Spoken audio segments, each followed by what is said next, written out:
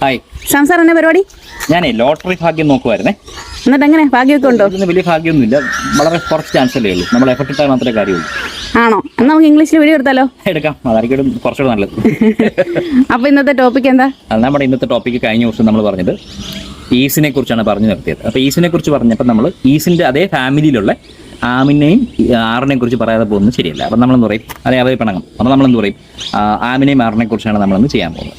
ആം ഐയുടെ കൂടെ മാത്രം. I am happy, I am a teacher, I am a son, I am a friend, I am not happy, I talking to you എന്നൊക്കെ പറയുന്നത് ഞാൻ നിങ്ങളോടൊക്കെ സംസാരിക്കുന്നതൊക്കെ പറയാൻ വേണ്ടിയിട്ട് നമ്മൾ ഉപയോഗിക്കുന്ന വാക്കാണ് ഈ പറയുന്ന ആം വെച്ചത്. പിന്നെ ആറ് പറയുകയാണെങ്കിൽ ഒന്നിലധികം ആൾക്കാരുണ്ടല്ലോ. നമ്മൾ ഈസ് പറയുന്നത് ഹീസ്, ഷീസ്, ഒരാൾ, നമ്മളല്ലാതെ വേറെ ആളെ കുറിച്ച് നമ്മൾ സംസാരിക്കുന്നതാണ് ഈസ് പറയുന്നത്. പക്ഷേ ആറ് പറയുമ്പം ഒന്നിലധികം we are happy, we are friends, they are happy, boys are playing crickets and they are good friends and they are not playing, അവർ കളിക്കുകയല്ല. Are they playing, are they happy എന്നൊക്കെ പറയാനാണ് നമ്മൾ ആറ് ഉപയോഗിക്കുക. അതായത് ഈസിനും ആമിനും ആറിനും ഒരേ അർത്ഥം മാത്രമാണുള്ളത്.